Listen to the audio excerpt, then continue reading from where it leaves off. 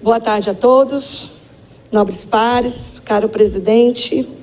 Eu quero começar agradecendo a sensibilidade do presidente Richarlison por ter colocado em pauta esse projeto e todos aqueles que deram parecer de forma rápida, entendendo aí a importância do projeto. Às vezes a gente pensa, estamos aprovando uma semana, né? Não é uma lei, não é... Mas eu vou aqui em poucas palavras tentar explicar a importância daquilo que nós estamos discutindo e com a colaboração dos meus colegas, a gente poder aprovar e implantar essa semana oficial de combate ao abuso e à exploração sexual infantil na nossa cidade. O que nós estamos propondo é colocar esse tema no calendário da nossa cidade, coisa que ainda não acontecia. E com essa proposta, com esse projeto de lei, esse assunto, então, será tratado de forma oficial no calendário do nosso município. Há 12 anos, exatamente, que nós começamos em 2013, em setembro de 2013, eu comecei a acolher vítimas do abuso sexual na nossa cidade. Comecei de forma tímida, comecei como uma pastora que conhece essa dor e comecei, então, a acolher pessoas que passam por essa dor. E comecei a adentrar cada vez mais no universo dessa dor e das suas consequências. Isso foi se expandindo, as pessoas começaram a se comunicar. Tem uma pastora em Taubaté que acolhe vítimas do abuso sexual. E foi tomando uma proporção inesperada da minha parte. E aí o projeto, né, até então ainda não era um projeto, era um acolhimento. Nós fomos entendendo a necessidade de agregar pessoas. Porque as demandas são muitas e as nuances também. Quando uma pessoa chega vítima do abuso até você, ela não precisa só de um acolhimento, de uma palavra, ela precisa de várias ferramentas, das quais eu não possuo sozinha. E aí pessoas e profissionais foram se agregando a essa causa. Profissionais jurídicos, porque precisa dar uma tratativa jurídica. Se o caso ele não prescreve da forma que outros casos processuais prescrevem. Nós podemos levar um caso 10 anos depois de ocorrido, podemos levar sim à justiça e o caso ser julgado. E nós começamos porque as vítimas não sabiam, muitas queriam denunciar, mas elas não sabiam como. E nós começamos então a dar tratativa jurídica, e eu quero aqui honrar os advogados que voluntariamente atendem vítimas, acolhidas no projeto Um Toque de Amor. Quero também honrar minhas amigas psicólogas e meus amigos psicólogos, porque nós temos muitos encaminhamentos para tratativa psicológica. Eu não sou uma psicóloga, mas muitos profissionais da nossa cidade abriram suas agendas e eles dão tempo gratuito no seu atendimento semanal para atender vítimas do abuso sexual, inclusive profissionais especializados em crianças e adolescentes. E eu quero honrar os meus companheiros, minhas amigas de projeto, que estão juntos nessa caminhada, todas ofertando tempo gratuitamente, todos os profissionais envolvidos. O projeto Um Toque de Amor nasceu com a finalidade de tocar com amor quem foi tocado com dor. E não precisa tocar fisicamente para ser um toque, porque uma palavra assertiva de acolhimento, ela toca um coração. E é possível curar a dor de quem foi tocado indevidamente com um toque assertivo. E é isso que nós temos buscado em Deus fazer há 12 anos.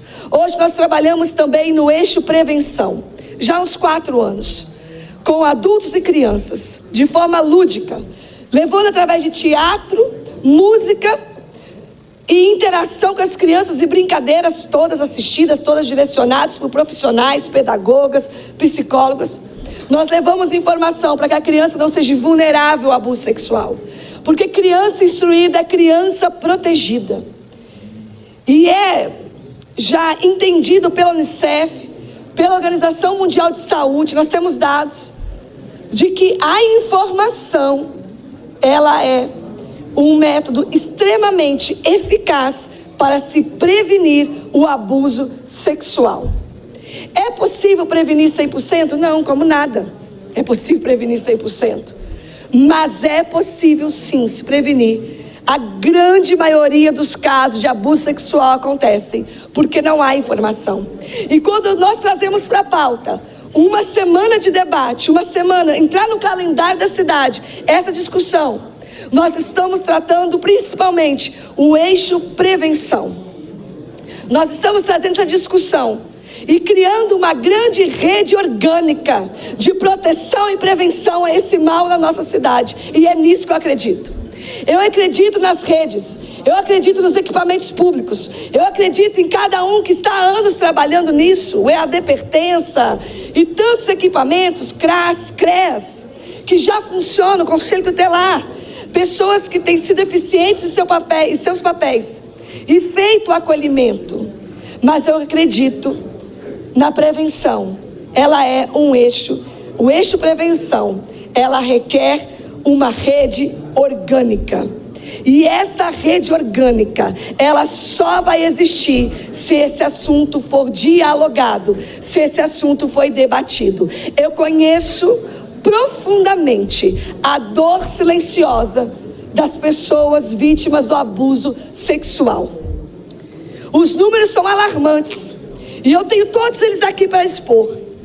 Números estaduais, números nacionais, fontes precisas, mas fato é que nós não podemos considerar esses números para tratativas. Eles são alarmantes, eles são absurdos, mas quantos por cento das pessoas abusadas fazem uma denúncia? O que os números mostram? Quem foi para o ML? Quem esteve na delegacia? Quem foi para o Conselho Tutelar? Quantos por cento das vítimas de abuso realmente relatam, expõem a dor e fazem parte da estatística? Nem 10%. Isso é estudo que comprova. Então, quando a gente mostra as estatísticas e mostra os milhares e milhares de casos de abuso na nossa nação, no nosso estado, todos os anos, nós estamos falando em média de 10%, que a estatística apura dessa dor, porque ninguém fala. Então, quando nós estamos assistindo as vítimas, o que nós ouvimos? Eu nunca falei sobre isso. Mulheres de 30, 40, 50, 60 anos. Nunca falei sobre isso.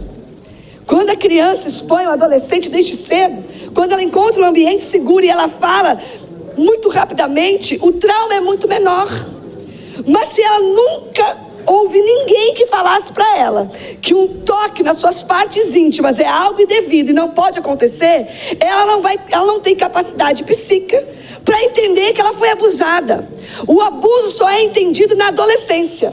Quando chega na adolescência, a criança, então agora a adolescente, começa a entender dessas questões da vida. E aí ela fala, então isso aconteceu comigo. Em momento inoportuno, indevido, eu fui abusada. Uma criança nunca tem entendimento de que ela foi abusada, ao menos que alguém a tenha instruído. E a instrução faz com que aquela criança leve aquela informação para o seu adulto de confiança. Mas pastora, mas vereadora, isso já aconteceu. Aconteceu uma vez. Se a criança fala, não vai acontecer a segunda, não vai acontecer a terceira, a quarta ou a quinta. Porque o abusador, ele não faz uma vez, ele se apossa da criança. Todos os casos praticamente que eu já cuidei, ninguém fala, aconteceu comigo uma vez andando na rua, não é assim. 80% dos casos de abuso sexual é no ambiente intrafamiliar. São pessoas do círculo íntimo da criança, são pessoas de confiança dos seus familiares. Então o abusador, ele passa anos abusando da mesma criança e da mesma vítima. Por isso, a criança tem instrução, ela fala para o adulto de confiança que a instruiu, ela não vai ser vítima desse abusador para o resto da sua infância. Essa proteção só acontece se o assunto for falado. Por isso, nós temos que trazer essa pauta para dentro da nossa cidade, de forma oficial, e construir essa rede orgânica. Há esperança. Há esperança, porque eu sei, há 12 anos tratando esse assunto, eu sei que é possível. Eu sei que é possível a criança não ser revitimizada, e nós vamos tratar desse assunto em audiência pública aqui nesse mês de maio, Maio Laranja, mês de combate da proteção ao abuso e exploração sexual infantil. Nós vamos tratar da rede de proteção. O que eu estou querendo dizer que essa lei, esse projeto de lei, a implantação da semana para a discussão oficial, é um projeto inicial, é um guarda-chuva para todas as tratativas que nós daremos ao longo desse mandato. Porque eu tenho essa causa na minha vida. Isso é um projeto de vida, isso é uma missão, isso é um propósito que Deus colocou na minha vida. E que eu tenho feito com muitas pessoas juntas, porque não se faz sozinho. E para mim é muito... Quando eu comecei esse projeto, queridos, eu nunca imaginei ser uma política. Há 12 anos atrás, nunca. A Zelinda que começou a acolher vítimas do abuso sexual, nunca imaginou estar falando isso numa tribuna. Isso é um projeto de vida. Eu não sei por quantos anos eu serei política, mas eu sei que todos os dias da minha vida eu vou proteger crianças do abuso sexual. Todos os dias da minha vida, enquanto Deus me der fôlego de vida, eu vou acolher vítimas do abuso sexual.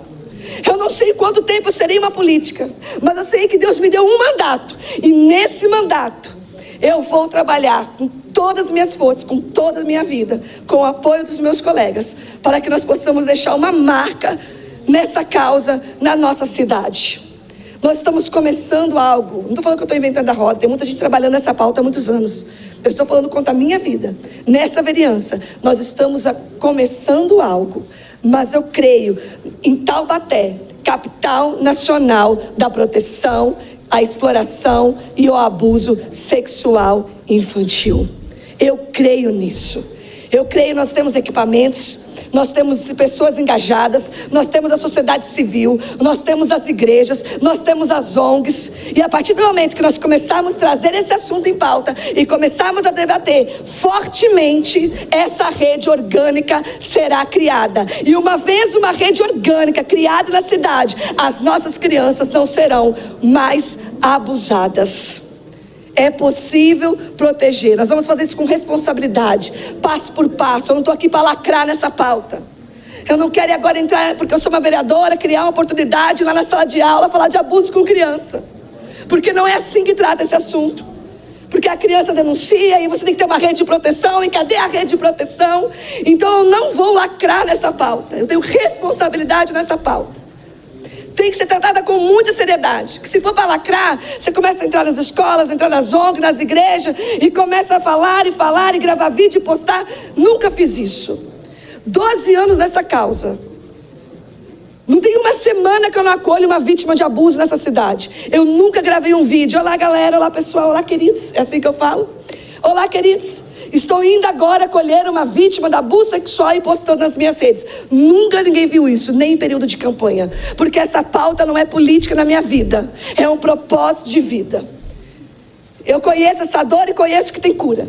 Uma vez acolhida de forma assertiva e rápida. E eu vou gastar os meus dias nessa causa. E eu quero falar aqui para os meus nobres pares, se nós podemos hoje dar juntos esse primeiro passo, aprovarmos então, para que nós tenhamos instituído no nosso calendário a Semana de Combate à Proteção ao Abuso Sexual Infantil. Nós vamos estar, eu creio que parece um passo pequeno, mas é um marco. Não está no nosso calendário, agora vai estar. Nós vamos começar a discutir, nós vamos começar a nos movimentar. É um marco. E eu vou ficar muito agradecida e honrada, contando com a colaboração dos meus colegas, dos nobres pares. Quem são vocês para chamar de colegas, né? Me perdoa.